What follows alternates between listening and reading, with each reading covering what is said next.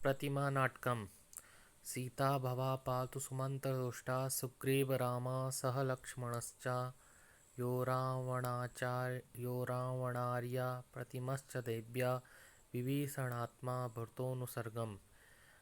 भावार्थ, हे भगवान राम सदैव हमारी अथवा हमारी रक्षा करें, जो सीता को सुख देने वाले सुमंत्र सारथी और अच्छी मंत्रणा से संतुष्ट सुग्रीव सुंदर ग्रीवा वाले वानर राज के मित्र तथा अभिराम सुंदर हैं, और जिनके साथ लक्ष्मण हैं, सीता हरण के कारण जिन्हें रावण का शत्रु बनना पड़ा, जो वीरता में अद्वितीय और विभीषण शत्रुओं के लिए भयंकर स्वरूप हैं, तथा जो सदा संसार का पालन एवं रक्षा करते हैं।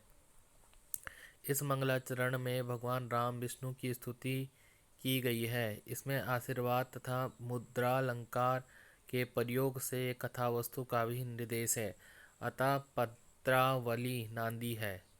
इसमें 8 पदों वाली नांदी का प्रयोग है। उपर्युक्त पद्यों में परिकर अलंकार एवं उपजाति छंद है। प्रतिमा नाटक की संक्षिप्त कथा वस्तु। राम के अभिषेक के समय नाटक का प्रारंभ होता है। अकस्मात अभिषेक के बाजे बंद हो जाते हैं तथा सीता सशंकित हो जाती है। राम को अभिषेक से उठना पड़ता है तथा वन जाने की आज्ञा मिलती है। राम वन जाने से पूर्व सीता से मिलते हैं। सीता और लक्ष्मण को साथ लेकर राम वन की ओर प्रस्थान करते हैं। द्वितीय अंक। दशरथ अपने पुत्रों एवं पुत्रवधू के वियोग में विलाप करते हैं। अयोध्या के सभी जीवधारी राम के वनगमन से क्षुब्ध हैं। कौशल्या आदि रानियां महाराज दशरथ को सांत्वना दिलाती है। दशरथ सुमंत्र से रामादि का समाचार पूछते हैं। शोक से व्याकुल महाराज दशरथ की मृत्यु हो जाती है। तृतीय अंक। भरत सुमंत्र के साथ अपने ननिहाल से अयोध्या आते हैं। भरत रास्ते में अयोध्या के निकट एक प्रतिमा गृह में दशरथ तथा उनसे पूर्ववर्ती राजाओं का प्रतिमा का अवलोकन करते हैं। पुजारी द्वारा भरत को ज्ञात होता है कि महाराज दशरथ की मृत्यु हो चुकी है। भरत वहीं मूर्छित हो जाते हैं तथा होश में आने पर समस्त घटनाओं को पुजारी से पूछते हैं। घटनाओं को सुनकर भरत अपनी माता कैकेयी की भर्त्सना करते हैं।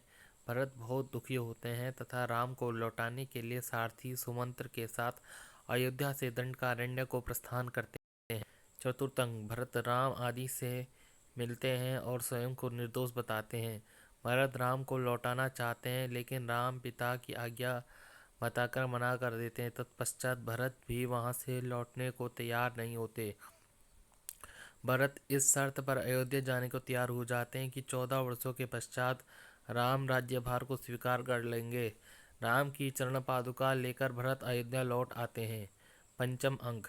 इस अंक में सन्यासी वेशधारी रावण का प्रवेश होता है।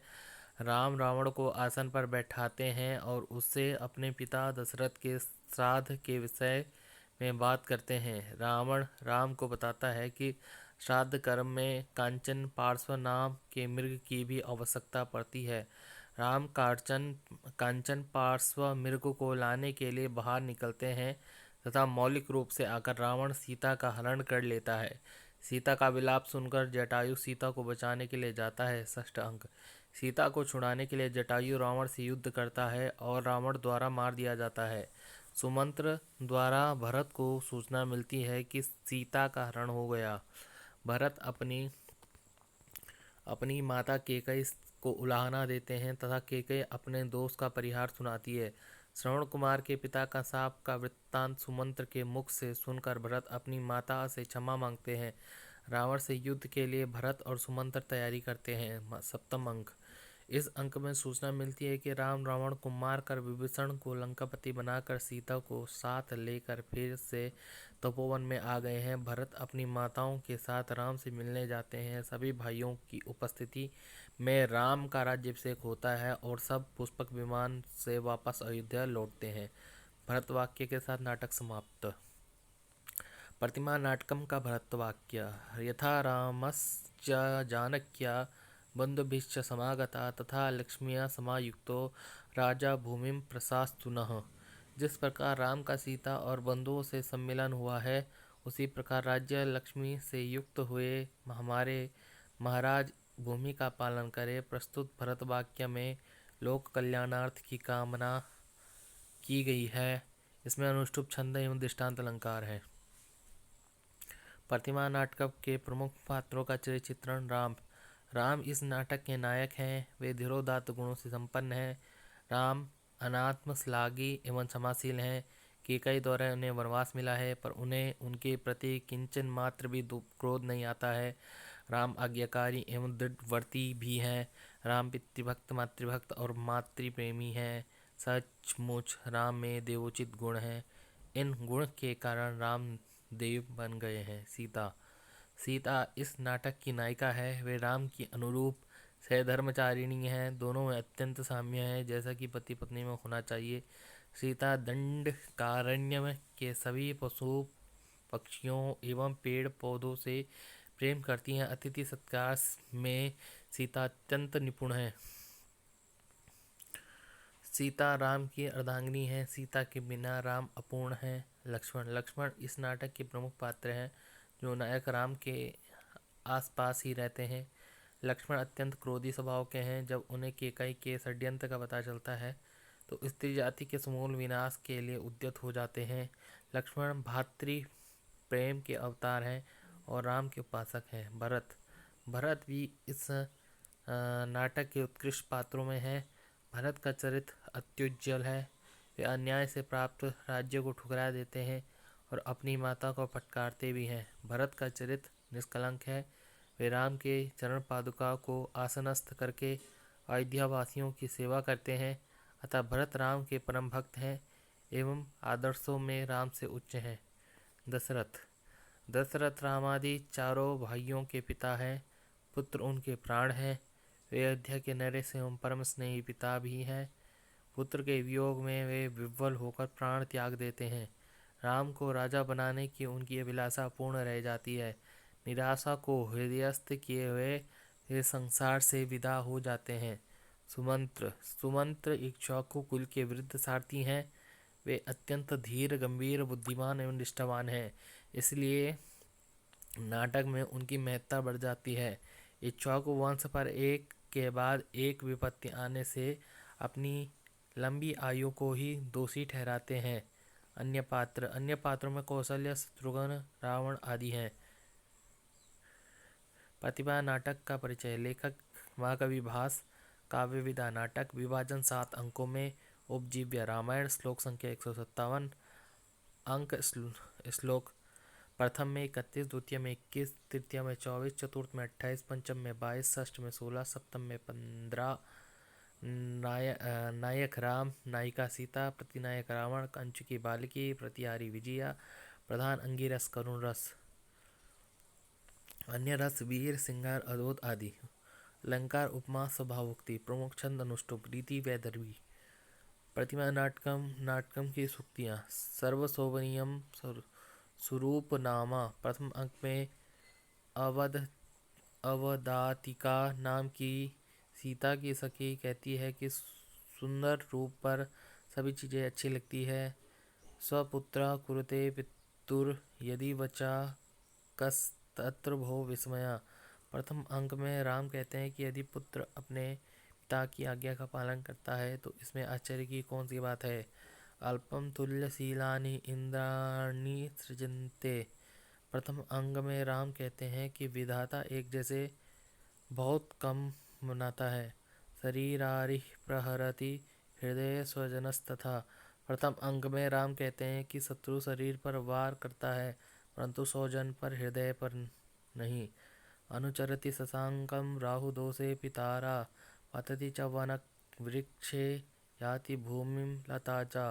त्यजति न च कर्णेषु पंकलग्नं गजेन्द्रं। व्रजतु चरतु धर्मं भातृनाथा ही नारिया। प्रथम अंक में लक्ष्मण कहते हैं कि राव से के ग्रसित होने पर भी रोहिणी चंद्रमा के पीछे चलती है। प्रेम के गिरने पर उसके साथ की लता भी साथ ही गिर पड़ती है। कीचड़ में फंसे हुए हाथी को हथनी कभी नहीं छोड़ती, इसलिए इन्हें भी अपने साथ वन चलने दे और स्त्री धर्म का पालन करने दे, क्योंकि स्त्रियों का पति ही सब कुछ होता है, उसका साथ नहीं छूटना चाहिए। निर्दोष दृश्या ही भवन्ति नार्यो यज्ञे विवाहे व्यसने वने च। प्रथम अंक में राम नगरवासियों से कहते हैं कि यज्ञ, विवाह, आपत्ति तथा संकट के अवसर पर स्त्रियों के दर्शन में कोई पाप नहीं होता। पिपासार्तोऽनुधावामि क्षीणतोऽयं नदीमिव। तृतीय अंक में भरत कहते हैं कि मैं अयोध्या की ओर उसी प्रकार जा रहा हूँ जिस प्रकार प्यासा व्यक्ति सूखी नदी की ओर भागता है।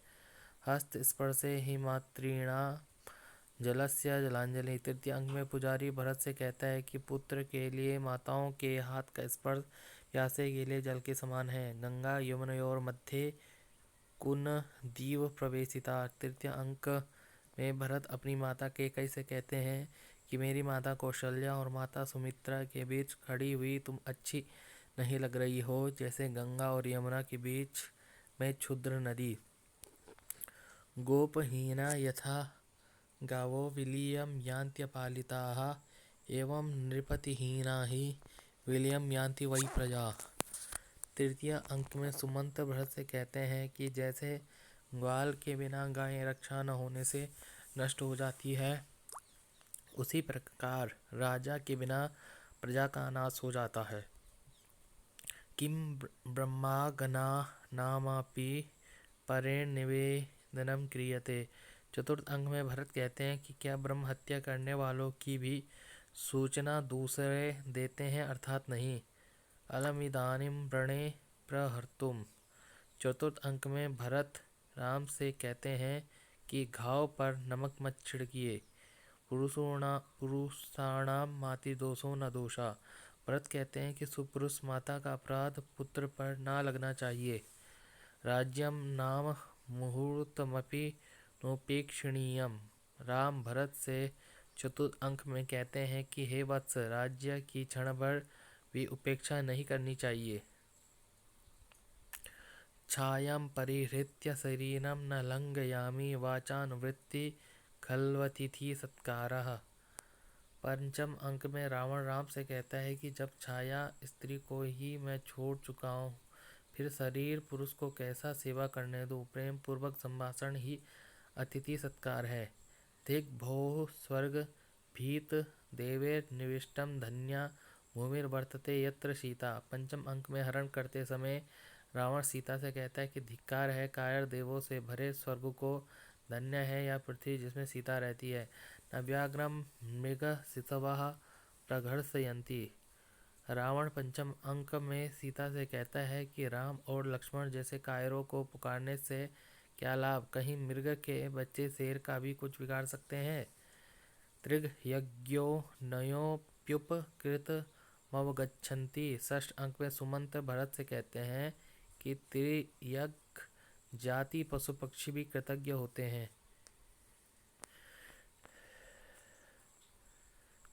प्रतिमा नाटक के पात्र परिचय। पुरुष पात्र सूत्रधार, नट, मंच का अध्यक्ष, राजा अयोध्या नरेश दशरथ। राम नाटक के नायक, दशरथ के ज्येष्ठ पुत्र। लक्ष्मण सुमित्रा दशरथ के पुत्र। भरत कैकेयी दशरथ के पुत्र। शत्रुघ्न सुमित्रा दशरथ के पुत्र। सुमंत्र वृद्ध सारथी। रावण प्रतिनायक लंकापति, कांचुकी अंतपुर का वृद्ध ब्राह्मण। देवकुली प्रतिमा गृह का सफाईकर्मी। वृद्ध तापसी रावण और जटायु के युद्ध को देखने वाले। तापस दंडकारण्य का एक तपस्वी। नंदीलक आश्रम का सेवक। भट्ट अधिकारी। नटी सूत्रधार की पत्नी। सीता राम की पत्नी नायिका। कौशल्या राम की माता। सुमित्रा लक्ष्मण और शत्रुघ्न की माता। कैकेयी भरत की माता। अवदातिका सीता की सखी। चेटी सीता की सेविका। प्रतिहारी द्वारपालिका विजया। नंदिनी कैकेयी की परिचारिका। प्रतिमा नाटक नाटकम नाम की सार्थकता।